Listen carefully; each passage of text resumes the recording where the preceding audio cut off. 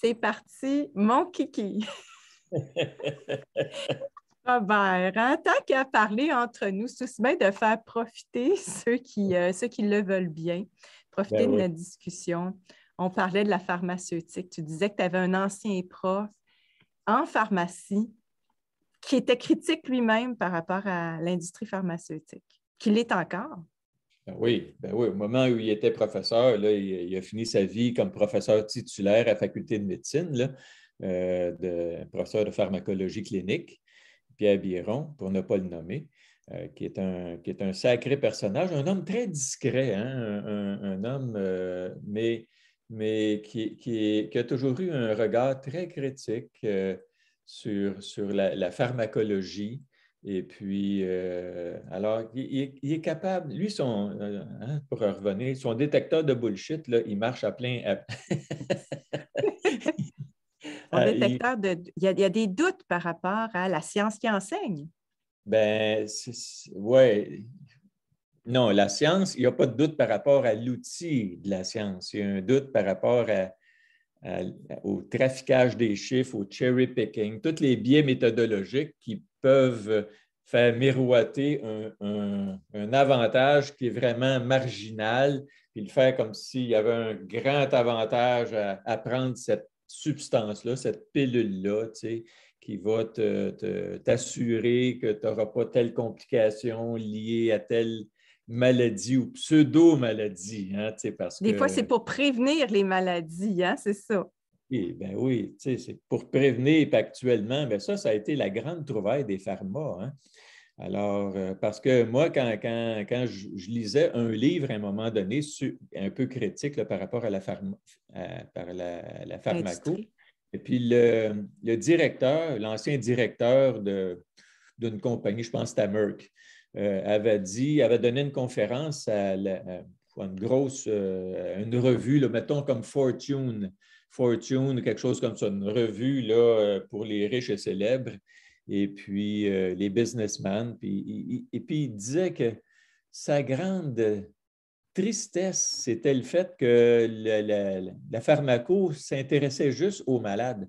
Puis il n'y en a pas beaucoup de malades, honnêtement, hein, sauf en vieillissant, évidemment. Mais alors, il aurait aimé que ça puisse être comme de la chewing gum, là, de la gomme ballon, qu'on puisse vendre ça à tout le monde. Là, et puis, la trouvaille, ça a été, mais tout le monde est à risque. Ah, Et peut-être c'est pas ça. malade, mais tu es à risque. Puis il y a des facteurs de risque. On va essayer de les mettre de l'avant, puis d'agir sur les facteurs de risque. Ça va s'appeler de la prévention. Alors, puis il y a beaucoup de. Puis c'est tout, ça a commencé évidemment avec l'hypertension. L'hypertension, personne ne le sait que tu fais de l'hypertension artérielle, par exemple. Tu sais, c'est une maladie. Moi, quand je pratiquais, on nous disait d'appeler ça de silent killer, tu sais, le tueur silencieux. Alors, parce que les gens qui font de l'hypertension, bien, ils sont plus à risque de faire un ACV, ils sont plus à risque de faire une insuffisance cardiaque quand ils vieillissent, etc.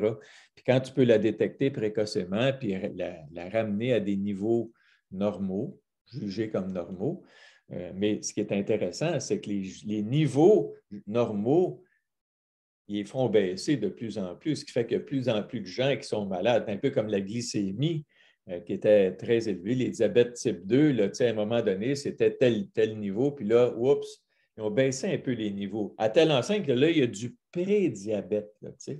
alors, on essaye de traiter le prédiabète. Ça fait que ça met beaucoup plus de gens susceptibles de prendre les pilules Consommer. qu'on a à vendre. Tu comprends? Puis Je ne sais pas si consommer. les gens comprennent, c'est ils utilisent certains niveaux pour dire ben, à ce stade-là, tu devrais prendre la médication pour prévenir la maladie, puis les niveaux ont baissé, comme si le niveau de tolérance avait baissé.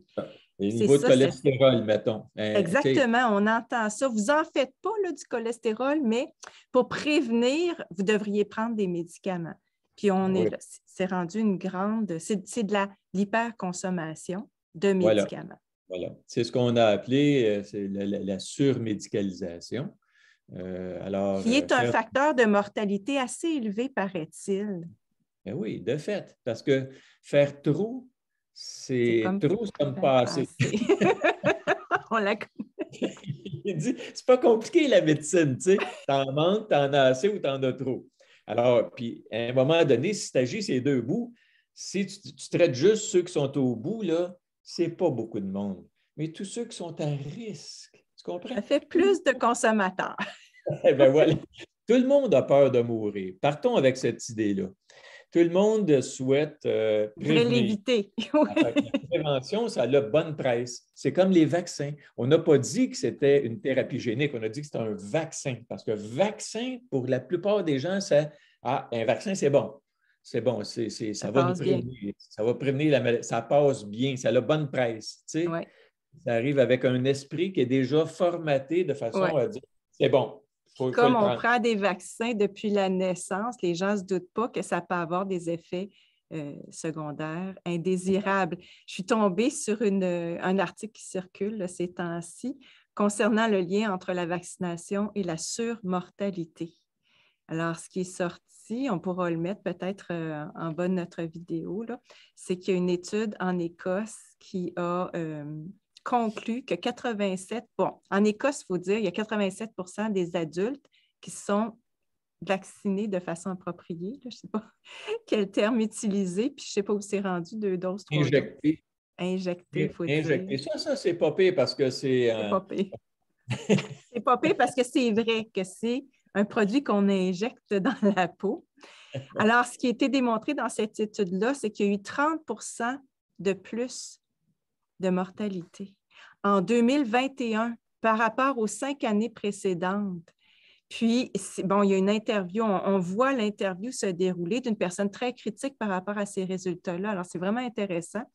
Mais ce qui est dit, c'est que ce n'est pas seulement en Écosse, c'est dans les pays qui ont commencé, où ils ont commencé l'injection de façon très, très tôt dans cette propagande, cette campagne de vaccination, on observe effectivement une surmortalité. Et la surmortalité est liée, non pas à la COVID, parce qu'il y a un pourcentage qui est lié à la COVID, mais le plus gros pourcentage est lié aux maladies cardiovasculaires. Alors, pour dire qu'il semble y avoir un effet dû aux injections sur l'état de santé cardiovasculaire des gens. Qu'est-ce que tu dis de ça? Ça nous incite à la prudence. Je pense que ça nous incite à la prudence. Puis, je ne veux pas être quelqu'un qui fabrique de la peur comme notre gouvernement. Tu sais. Alors, changer une peur pour une autre peur, ce n'est pas ça l'idée. C'est pas mieux. C'est pas mieux. Tu sais, l'idée, ce n'est pas d'avoir peur, mais d'avoir un principe de précaution. Un principe de précaution, c'est de la prudence. Changer la peur en prudence. Dire, je vais attendre. Est-ce que j'en ai vraiment besoin? Ça, c'est toujours la première question. J'en ai-tu vraiment besoin? Et si tu es dans une catégorie dite à risque élevé ou très élevé, peut-être que ça vaut la peine. Je dis bien peut-être. Je ne le sais pas. Je n'en ai pas la conviction profonde encore parce qu'on n'a pas encore les études. Et puis, avant qu'on puisse avoir accès à toutes les données des pharma, là, ça va prendre, semble-t-il, 55 ans. Oh, bien, savais-tu que, hey, j'ai des bonnes nouvelles par rapport à ça. Effectivement, Pfizer avait obtenu de la FDA de préserver ces résultats-là pendant 55 ans, mais la Cour en a décidé autrement. C'est bien, hein? Alors, il commence à divulguer les résultats. En fait, il y a tellement de résultats obtenus, c'est-à-dire le lien entre la vaccination et les effets secondaires, par exemple, qu'ils ont commencé à divulguer des résultats. Puis, je n'ai pas lu ces résultats, mais il paraît que c'est des bombes, c'est-à-dire qu'on découvre qu'il y a des effets secondaires graves et même de la mortalité. Mortalité qui aurait suffi pour arrêter cette campagne de vaccination. Ben oui, c'est clair. Donc, la précaution. C'est pas pour rien qu'ils se sont négociés une impunité judiciaire. Tu ne peux pas poursuivre les pharma. Alors, qu'est-ce que tu veux? Tu ne peux pas poursuivre les pharma. Qui tu vas vouloir poursuivre après ça? Les gouvernements. Le gouvernement. Qui paie? Oui, c'est toi. Puis, penses-tu que le gouvernement a intérêt à ce moment-là à aller chercher les effets secondaires? Exactement. Ben oui. Tu as su hein, que InfoSanté... Un détecteur de bullshit là, devrait être... Moi, à chaque fois on ne peut pas divulguer les résultats dans un contexte aussi important, ça fait ton détecteur de bullshit. Bien évidemment, c'est la première fois qu'on a dit que le gouvernement n'avait pas de compte-rendu, first. puis ne pouvait pas partager ces comptes rendus-là. Je me suis dit, voyons, je dis, les gens achètent ça vraiment. Comment ça se fait que les gens ne réagissent pas? Je veux revenir sur... Il faut avoir une foi aveugle. Tu sais, c'est comme... Et foi. moi, j'ai une foi aveugle. J'ai une foi, c'est-à-dire pas aveugle, mais avec les yeux ouverts, dans le processus de la science, l'outil de la science. Mais la science est un outil, une méthode pour voir comment ça marche, les trucs. Puis quand tu penses à agir sur quelque chose d'aussi complexe qu'un humain, faut que tu fasses des études randomisées à double insu. Il y a une méthodologie reconnue pour essayer de réduire à minima les biais méthodologiques. Mais les pharma sont fins. Ben, c'est parce qu'ils jouent sur les variables. Moi, je passe mon temps à dire on peut faire dire n'importe quoi aux statistiques, là. Puis je le sais. Puis même ces méthodes-là peuvent être remises en question. Dans un contexte de crise, Raoult, là, le professeur Raoult nous l'a un peu, il nous a fait la leçon en disant, quand on dit que des gens vont mourir, là, on tente le tout pour le tout, puis on leur donne ce qu'il y a en ce moment de disponible pour les aider. On n'attend pas que les recherches soient faites. C'est le drame du Québec, entre autres, du Canada, d'avoir dit qu'il n'y a pas de médication pour aider ces gens-là, alors que bon, des maladies infectieuses étaient traitées. Bien, on essayait de soigner les gens juste avec la base de la vitamine D qu'on a éliminée d'ailleurs. Éventuellement, je ne sais pas si tu as vu passer ça, on a interdit de donner de la vitamine D aux personnes âgées. Et je vais revenir sur ta notion de... Hein? C'est imaginable. Mais c'est comme, je n'ai pas besoin d'une étude randomisée à double insu pour savoir qu'un parachute, c'est bon si tu sautes d'un avion. Tu comprends-tu? Je le prends. Je prends la chance de l'utiliser. Je n'ai pas besoin d'une étude randomisée à double insu pour savoir que l'amour, c'est bon pour la santé, puis l'amitié aussi. Parce que on le sait. On le sait. Oui, c'est le bon sens. On le sait, on le sent, on le reconnaît, on dort mieux, on digère mieux. Tu sais, la vie, elle va mieux. Ben, c'est ça qui nous dépasse, Robert, c'est de réaliser qu'on a tellement été endoctrinés que le bon sens est remis en question, c'est-à-dire que le gouvernement va nous dire de faire quelque chose qui n'a aucun bon sens. Puis on va dire, ben, si le chef politique le dit, ça doit... Mais ce n'est pas la première fois. Depuis tellement longtemps qu'on nous dit, par exemple, fumer. Tu le sais, dans le temps, on disait aux gens que fumer, que ce n'était pas nocif pour la santé. Les médecins le faisaient. Ça fait qu'on vit dans cette époque-là très, très longue dans laquelle on a appris à ne pas faire confiance à notre bon sens. Je vais revenir sur ta peur, c'est tellement important. Parce que c'est vrai qu'on peut tomber dans le panneau de faire peur à notre tour aux gens. Oui. C'est ça qui arrive. Moi, j'ai l'impression qu'en ce moment, il y a deux postures qui instaurent de la peur. Puis moi, j'ai choisi celle d'avoir confiance en la vie, celle d'être tournée vers ce qui se passe de beau, d'extraordinaire, tu disais tout à l'heure, un miracle. Il y a des miracles qui se passent en ce moment malgré tout. Mais j'ai vu passer un article intéressant qui est sorti, je pense, aujourd'hui, là, dans une étude sur les gens qui avaient des symptômes prolongés de la COVID. Je ne sais pas si tu l'as vu passer. Sur 27 000 personnes, c'est quand même un échantillonnage qui est très large. Il y a seulement 1 000 personnes sur ce monde-là. Tu sais, c'est des gens qui disaient avoir des symptômes de la COVID depuis longtemps. Il y a seulement 1 000 personnes, 1 091, qui ont testé positif de la COVID, qui ont eu un résultat positif. Ce que ça démontre, puis tu sais, c'est quelque chose que je crois tellement, c'est que c'est beaucoup dans la tête. C'est-à-dire, on va dire aux gens, si votre nez coule, si vous toussez, vous avez la COVID, puis ils vont le croire, puis ils vont dire, j'ai la COVID à tout le monde, puis les symptômes vont perdurer parce qu'on continue de faire peur aux gens. Puis quand on teste ces gens-là, on découvre, ah, ben tiens, il n'y a pas de COVID. C'est sûr qu'on peut remettre en question les tests eux-mêmes, mais je ne sais pas si tu te rends compte, mais 1 000 personnes sur 27 000, c'est peu. Le pourcentage est très, très bas. Tout ça pour dire qu'on a mis dans la tête des gens, que le virus était dangereux, qu'on n'allait pas s'en sortir, qu'on allait tous mourir de ça. Puis que si vous avez des symptômes, faites-vous vacciner tout de suite. C'est la meilleure protection. C'est ça qu'on a dit aux gens. Oui, c'est parce il faut voir qu'il y a deux types d'effets qu'on peut avoir, hein, les médecins, l'effet placebo et l'effet Oui, nocebo. Hein. nocebo, oui. Alors, l'effet placebo, c'est comme utiliser la confiance, juste la confiance, quand tu as confiance. C'est curieux, puis il y a des gens qui me disent, docteur, j'avais des symptômes, j'ai pris rendez-vous, puis depuis ça, je vais mieux. Exact. C'est comme, C'est c'est parce que pareil vous chez le dentiste, hein? saviez que vous veniez me voir puis on était pour rire ensemble, c'est sûr et certain. C'est drôle parce que moi, je voyais bien des patients déprimés, puis j'en ai vu des tonnes. Puis je ne me rappelle pas d'une seule rencontre où il n'y a pas eu un éclat de rire. Oh, que c'est beau à Ah, entendre. c'est comme. Puis quand je parvenais à faire rire les gens, je me disais, comment vous vous sentez là? Hein? T'sais? Vous n'êtes pas que déprimé. C'est comme Euh, le moyen d'avoir encore du bonheur, des moments de bonheur. Puis, qu'est-ce qui se passe à ce moment-là? Regardons ça, on a le sens de l'humour. Regardons ça, on voit ça avec un autre regard. Et puis, le seul fait de faire cette expérience-là, parce que ce n'est pas dans les idées, là, c'est une expérience directe, concrète, actuelle, ensemble. Oui, tout à fait. présente. Alors, c'est ça il faut faire. Donc, la confiance est essentielle au processus de guérison. Puis on a appris à se méfier de notre corps, puis à se fier sur la science.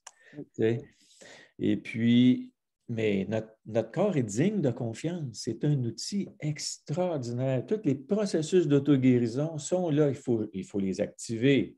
Il faut les utiliser. Ils sont à notre disposition. Il faut le savoir.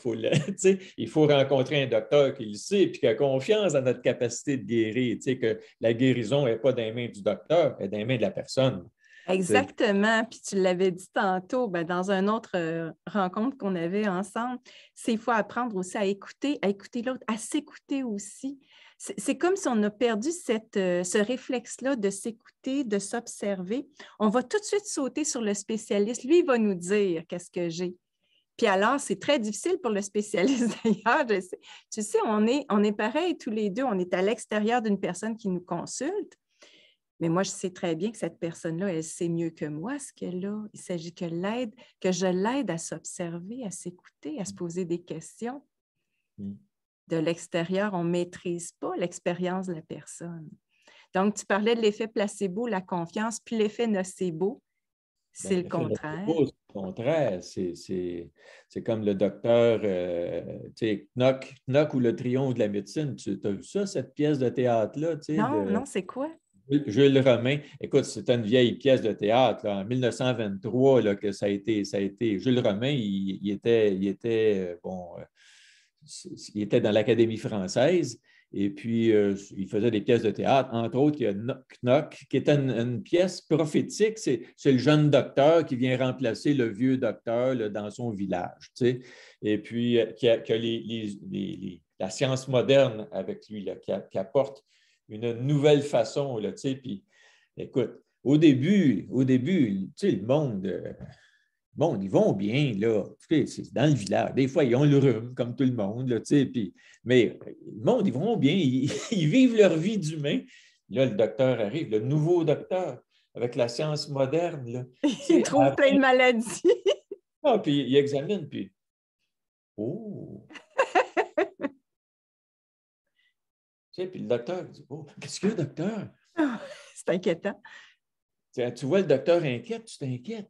Ben oui. T'écoutes là, ceux qui, Borges da Silva, là, ouh, ça pourrait monter. C'est une anxieuse qui n'est pas traitée, elle n'est jamais allée te voir. Elle devrait aller te voir. Ouais, c'est vraiment ça. Elle n'irait pas juste mieux, elle aiderait bien du monde à aller mieux. Mais on donne la parole à des anxieux, des alarmistes. Puis s'il y en a un qui est juste calme, dit, il n'y a pas de quoi s'énerver, là. Moi, c'est ce que je dis. On se fait traiter de rassuriste. Oui, c'est ça. Il y a un terme pour ça maintenant. On a inventé un terme. Rassuriste, regardons ça. Moi, mais ce que tu dis, c'est tellement vrai, Robert. On vit dans une période hypocondriaque. Complètement. On dit psychopathe, c'est paranoïaque. Puis c'est la même chose, j'ai vécu ça en psycho. Si on était pessimiste, on était intelligent. Oui. Mais être optimiste, c'était louche. Ouais. C'était louche. L'optimisme, c'est ça, avoir de l'espoir pour le futur, être ouvert, être bienveillant, être gentil. C'était louche, puis tu peux être sûr qu'on n'avait pas de subvention de recherche quand on voulait étudier ces sujets-là. On est rendu là. Mais c'est ce qui rend la chose intéressante de dire, moi, quand j'ai vu l'émergence de la psychologie positive, oui. J'ai senti ça comme, enfin, il y a du monde qui s'intéresse à ceux qui vont bien. Oui, c'est exactement ça. Comment est-ce qu'ils font ça? C'est quoi le truc? Pas le truc, c'est pas une histoire de truc. Mais tu sais, non, mais c'est ça, Robert. Moi, tu sais, quand ça a sorti, j'ai eu à parler beaucoup de ça dans la radio. Les gens étaient tellement sceptiques. Puis je leur disais, écoutez, non, tu sais, c'est pas qu'on a juste un point de vue positif, c'est que du départ, la psychologie s'est tellement intéressée à tout ce qui va mal. C'était un peu paradoxal. On voulait aider les gens à aller bien. Puis tout ce qui nous intéressait, c'était la dépression et l'anxiété, les problèmes psychotiques. Alors, ce qu'on s'est dit en psychologie positive, c'est peut-être que les gens ne sont pas juste des malades mentaux, puis on va s'intéresser à ceux qui vont bien pour nous aider à comprendre comment est-ce qu'ils font, puis aider, eux-mêmes à traverser des moments difficiles, puis aider les gens qui ne vont pas bien. C'était tellement logique, mais il y avait un scepticisme au sujet de ça. C'est incroyable. Mais là, c'est de pire en pire. Là, on s'en va. Quand on voit les gens au Québec porter des masques alors qu'ils sont en santé, s'éloigner des autres alors que c'est des personnes qui sont en santé, acheter ça, ils achètent un système de malades. C'est comme si on était dans un hospice. C'est à une échelle... C'est à une échelle naturelle, comme si on était dans un centre pour personnes vraiment malades, non seulement physiquement, mais mentalement aussi. Tu vois, ben oui, c'est ça. Il faut se comporter normalement, parce que... Et quand on le fait, comme hier, j'étais à une rencontre de Réinfo COVID. Là. On a fait une autre rencontre là, pour... essentiellement, ça tournait autour de la vaccination des enfants. Puis il y avait des médecins d'un côté qui posaient des questions à des experts. Les médecins ne sont pas des experts dans le sens où ce n'est pas des virologues, c'est pas bon, ils ont des expertises, mais ils sont aussi conscients qui ont des questions, eux autres aussi. Puis il y a des gens pour répondre. Puis, fait qu'on avait invité des experts. Il y en avait 4 en principe. Il y en a un qui s'est désisté parce que des menaces de la part de son université. Puis quand tu es jeune père de famille, puis ci, puis ça, là, puis tu risques de te faire cataloguer comme complotiste parce que tu réfléchis. Tu comprends? Tu réfléchis, puis tu donnes de l'espoir. Ton opinion, puis tes connaissances. Tu as oui, l'espoir. c'est un peu ce que tu dis. Là. C'est comme la psychologie positive. Non, non, non, non, non, non. Un humain, ça va mal. La vie va mal. Ça va mal, ça va mal. C'est comme... Et c'est pour ça que j'aime ça Fouché. Dire, hey, ça va bien. Merci de nous avoir permis cette crise-là parce que c'est une occasion en or de retrouver une vie qui a du sens. Parce que là, notre vie, elle n'a pas de sens. Il n'y a personne d'heureux. Même les ultra-riches ne sont pas heureux parce que c'est tous des control freaks. On voit qu'ils sont là, puis ils veulent contrôler. Là. On va te mettre une puce en dessous de la peau, là, puis un code QR là, pour checker, là, puis contrôler. C'est une gang de malades. C'est des psychopathes. Comprends-tu? C'est des gens qui pensent que parce qu'ils ont de l'argent, ils sont plus intelligents que tout le monde, puis ils sont aussi forts que Dieu. Là. Ils vont régner là, sur la population, là, pour dire quel vaccin avoir à quel. Hey, On ne veut pas Wake vivre up, là-dedans avec ces wake up gens-là. le monde. Tu sais, c'est comme wake up le monde. Tu sais, c'est comme non. Quand tu veux imposer à des gens des choses, tu sais, regardons ce qui rend les gens heureux. C'est les liens. Hein? Oui, les liens, puis des choses simples.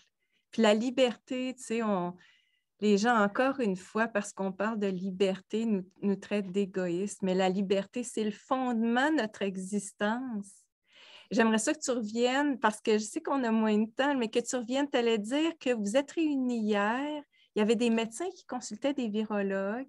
Oui, puis là, tu vois, on n'avait pas de masque. En réunion ensemble, en présence. Puis tout le monde s'est rencontré. Moi, tu me connais, hein? Moi, je suis un toucheux, tu sais, c'est Oui, comme... c'était des beaux câlins. J'accueillais le monde. Et puis c'est de ça qu'on a besoin. Puis il y avait Anne Casabonne qui était là, tu sais. Oui. Anne, ben oui. Alors, Anne, tu sais, c'est comme, elle a du torque. OK. Alors, moi, j'admire ça, tu sais. C'est une personnalité, là, tu OK. sais. Alors, une présence dynamique, forte, tu sais, avec un langage qui nous touche, là, tu sais, elle parle bien, là, tu sais, mais elle est capable de lâcher Ah ouais, elle est capable d'être comme nous autres. elle est capable de se mettre à apporter du monde, là, tu sais, du monde ordinaire. Moi, je suis un gars ordinaire, je viens d'Hochelaga Maisonneuve. Fait que je me suis toujours considéré comme un gars ordinaire, tu sais. Alors, qui vient du peuple, là, tu sais, qui s'est pas élevé dans la hiérarchie. Moi, ça ne m'intéresse pas, ça. C'est de rester en lien, rester en contact avec le monde. C'est ça qui nous rend heureux, tu sais. Pas Oui. se distinguer, là, tu sais, pas je ne sais pas quoi, avoir une idée surfaite de soi, là. Rester D'ailleurs, humble et humble, simple, ordinaire, puis être près du monde. ordinaire. Ouais. Puis tu l'as bien mentionné, puis je pense que ça pourrait être quasiment notre conclusion. Tu sais, ce qui devrait nous guider en ce moment, c'est un indice de bonheur. Parce que je crois, là, je ne sais pas, je ne suis pas au Québec en ce moment, mais je m'imagine que c'est pas très heureux ce qui se passe. Tu sais, est-ce que les gens sont vraiment heureux d'aller au restaurant avec leur passe qu'ils doivent montrer? Puis est-ce que les autres sont vraiment heureux en tout cas, de se sentir discrédité? Puis comme tu le dis, ces gens-là qui ont du pouvoir en ce moment parce qu'ils voient bien que ça marche, leur plan marche, ils ne sont pas heureux. C'est certain qu'ils ne sont pas heureux. Non, parce qu'ils sont heureux si tout le monde se conforme, si tout le monde obéit. Puis ils devraient savoir qu'il y a une partie de la population, il y a toujours ça fait partie de la game. Il y a toujours du monde qui vont s'objecter. Il y a toujours du monde qui vont résister. Il y a toujours du monde qui vont dire non, je ne veux pas ça. Tu sais, des têtes Ouais. de cochon. Des têtes de cochon comme Béliveau. Tu sais, comme, il va questionner des affaires. Il va dire hop, mais je ne suis pas sûr de ton affaire. Tu sais, le petit doute. Là, tu sais, moi, ça m'a pogné bien vite à l'adolescence. Là, tu sais, c'est comme le doute, là, doute de ce qu'on me dit. Est-ce que c'est vrai? Puis là, ils me disent telle affaire, puis je réalise que c'est pas vrai. Tu sais, ça fait que le doute là, il m'est arrivé très rapidement là, tu sais, dans ma vie.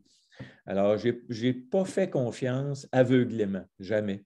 Tu sais, mais la science était devenue pour moi l'outil de libération. Puis je vois qu'actuellement, elle est utilisée pour enfermer les gens au lieu de les libérer, les enfermer dans un carcan qui s'appelle la bonne façon de faire. Ouais. Puis si vous ne faites pas ça, là, c'est comme Fauci, là. Il dit, si vous ne m'écoutez pas, là, vous n'écoutez pas la science parce que je suis la science. Oui. Hey, c'est dangereux, là, tu sais. Bien, surtout que pour moi, c'est une illusion de science parce que la science, à la base, c'est toujours une approximation, toujours une observation de la réalité avec une prise de distance.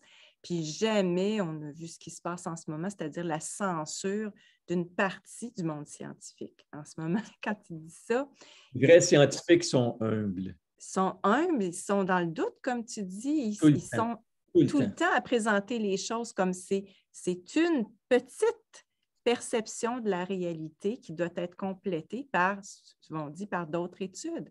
Mais en ce moment, la censure qui a lieu, c'est incroyable. Je dis, c'est complètement paradoxal de parler de science quand on exclut du débat, hein, du monologue, on exclut complètement une partie des scientifiques qui se prononcent autrement que le narratif du gouvernement actuel. Quand on dit, il faut que les médecins suivent le consensus, là, à partir du moment où il y a un consensus, on n'est plus dans la science.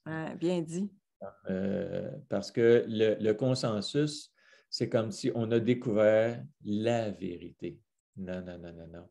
C'est ta gang, c'est votre croyance de gang. La santé publique, là, vous avez des croyances. Là, est-ce que vous êtes conscient de ça?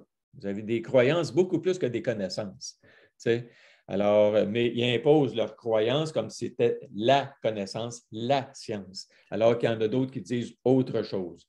Quand je pense à Jay Bhattacharya, là, et puis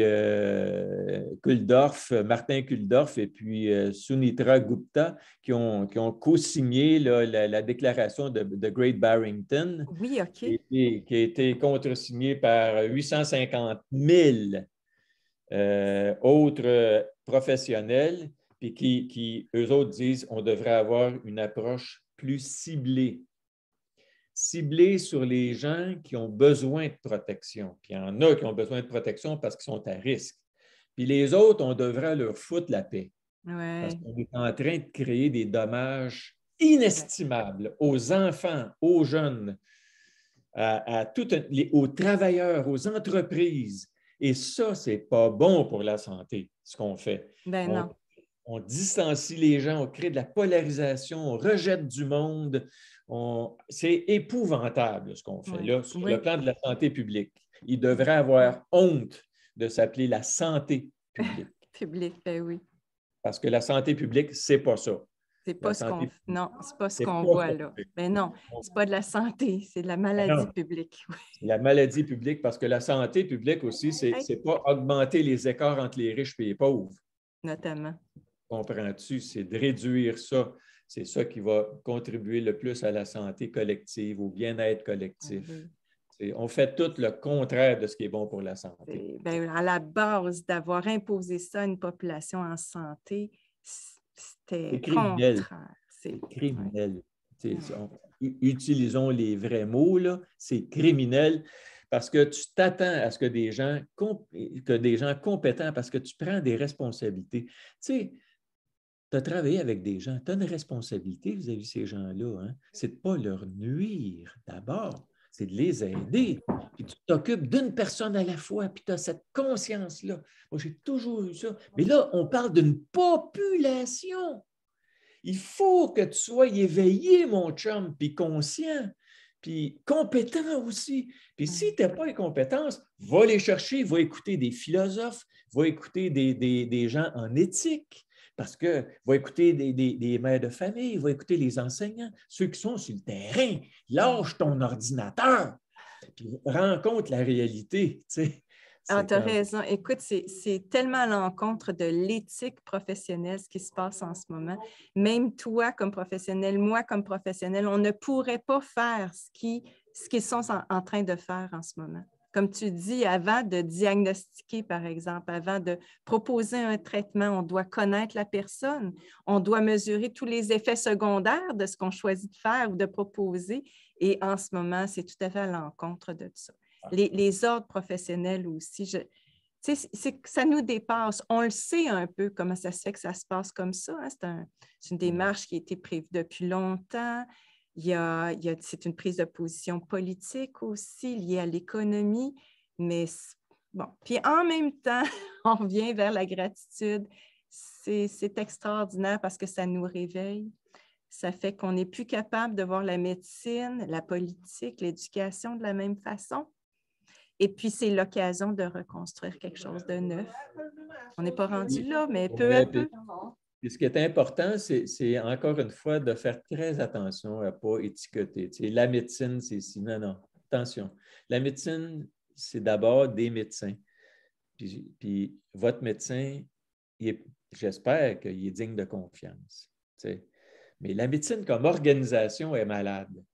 Ça ne veut pas dire que les médecins sont tous malades. Exactement, oui. Plusieurs médecins qui sont d'une probité, d'une honnêteté, d'une intégrité, d'une générosité extraordinaire, d'une empathie fabuleuse. T'en rencontres, hein, toi, ces temps-ci? Il y en a plein. Alors, puis il faut... Mais les gens qui sont à la tête, eux autres, là, ils se sont couchés là, devant le gouvernement au lieu de défendre le droit de prescrire, de s'occuper des gens correctement, qui interdisent le débat, alors que c'est dans la nature même de la science, que de permettre le débat, de le susciter, de l'entretenir, de dire il faut débattre constamment pour s'assurer de ne pas mal faire, de ne pas nuire. Ben oui, ben oui. Les gens du terrain, ils voient ce qui se passe. Ils ne sont pas devant leur écran, checker les statistiques. Là, puis il y a bien des affaires qui ne passent pas dans les statistiques. Il y a une souffrance qui est là. Et puis, dont il faut prendre soin. Mais arrêter l'effet nocebo, justement. Puis ça, là, arrêter de nuire à la population en générant systématiquement la peur. La peur, la peur. Il faut restaurer la confiance dans la vie, dans le monde, dans les liens, dans la foi dans la vie, là, puis d'une belle vie, d'une vie qui mérite d'être vécue. Puis c'est ce que tu fais, Robert, quand on entend un spécialiste, un médecin qui a ce discours-là, qui a ces paroles-là, ça nous redonne confiance en l'humain, en la profession aussi. Il n'y a pas assez on ne les voit pas assez, ces médecins-là, s'exprimer. Même dans mon domaine, il y a ce qu'on appelle la liberté d'expression des professeurs. Ben oui. Complètement disparu parce que les établissements ont dit tu ne parles pas, tu ne donnes pas une opinion contraire. Comme tu dis, c'est les institutions qui chapeautent ce qui se passe en ce moment. Ce ne sont pas les individus. Les individus ont peut-être eu peur, ils ont peur de toutes sortes de choses, de perdre leur emploi. Ils ont eu peur du virus, eux aussi, parce qu'ils sont mal informés. Oui. Mais ce sont des humains qui sont dignes d'être aimés. D'abord et avant tout. Mais c'est juste qu'il faut être capable de s'écouter les uns et les autres puis de dire, ça se peut qu'on aille errer. C'est juste que pour un politicien, c'est bien difficile de dire ça. T'sais.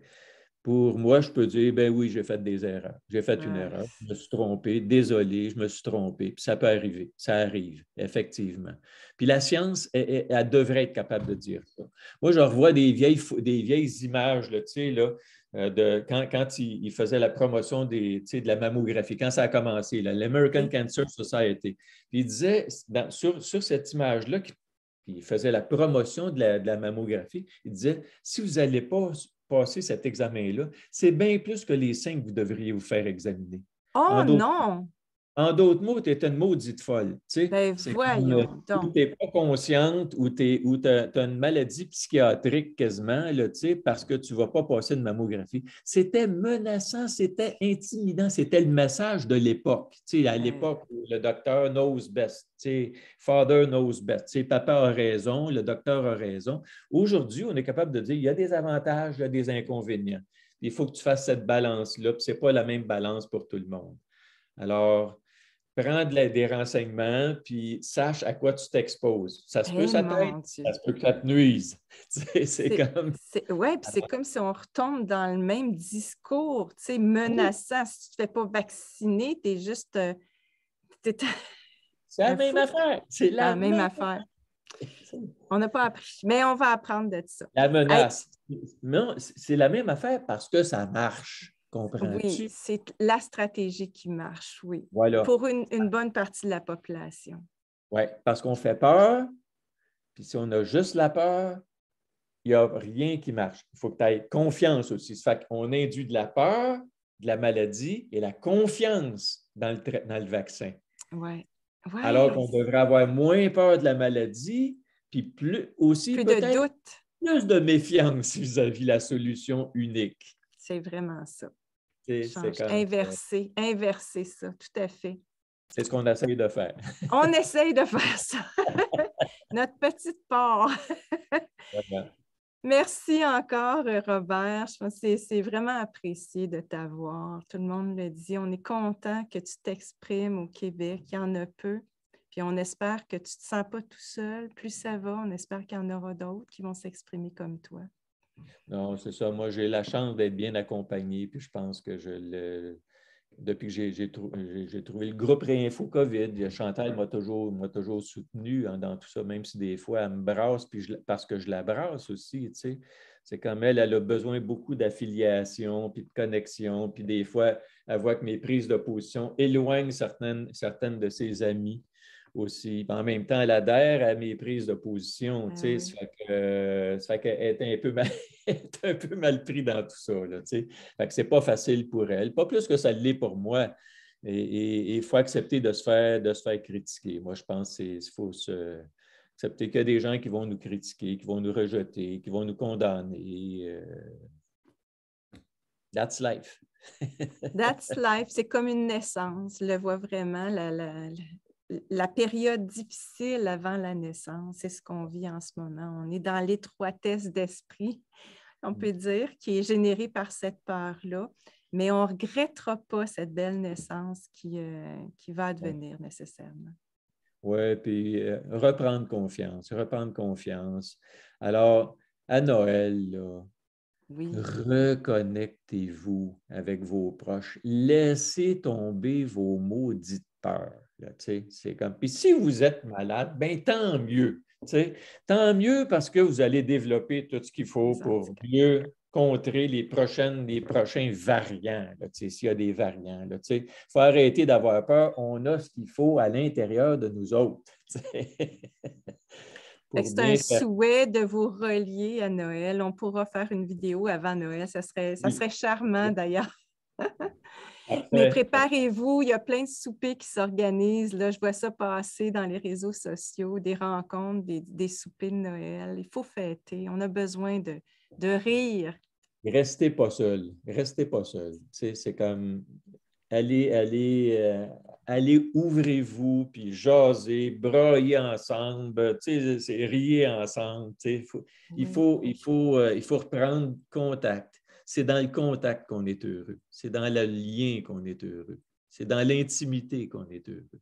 Alors, c'est ça qu'il faut restaurer. C'est ce qu'on va nourrir. Hey, merci encore, Robert, puis on se dit à la prochaine. Merci à toi. Merci. Alors, merci et puis au grand plaisir là, de partager. Peut-être la semaine prochaine. On va essayer. OK. C'est beau. beau. Bonne Bye. journée. Merci.